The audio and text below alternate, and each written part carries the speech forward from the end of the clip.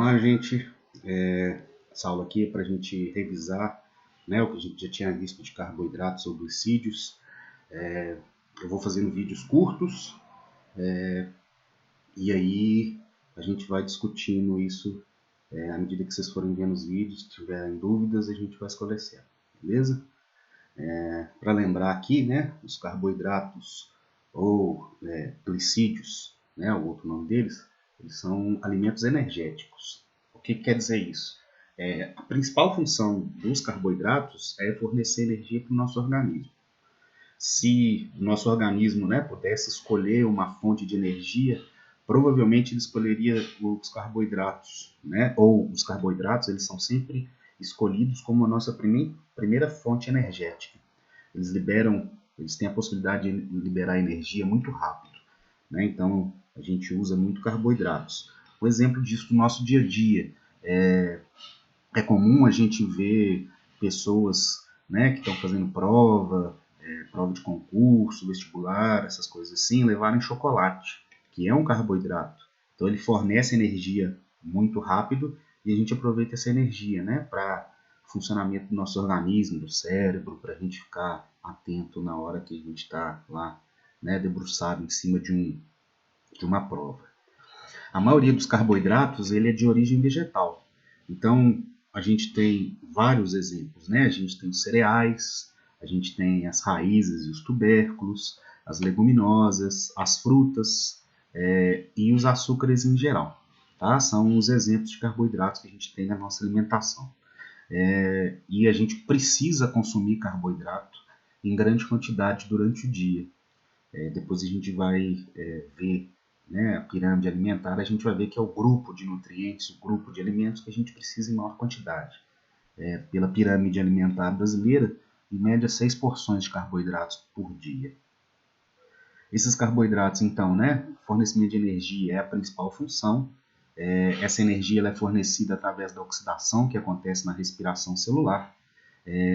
O que acontece? Né? A gente também vai ver isso esse ano, mas só para dar uma adiantada, acho que todo mundo já sabe, a glicose, por exemplo, é um carboidrato. Então a glicose, quando ela entra na célula em presença de oxigênio, lá nas mitocôndrias essa glicose ela vai ser quebrada, libera gás carbônico e água e energia.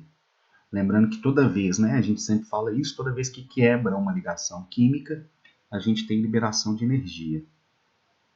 Essa energia ela vai ser medida em quilocalorias. A gente encontra isso nos rótulos dos alimentos. Acho que vocês estão lembrados disso, né? Essas quilocalorias nos fornecem o valor energético do alimento.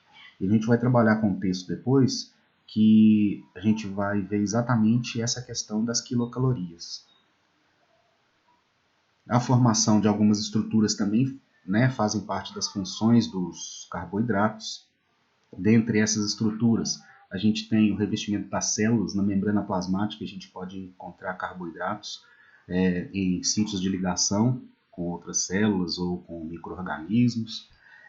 Os carboidratos eles fazem parte da estrutura dos ácidos nucleicos, o DNA e o RNA. Eles são formados por um tipo de carboidrato que a gente chama de pentose, mas a gente também vai trabalhar isso com mais detalhes quando a gente estiver estudando os ácidos nucleicos.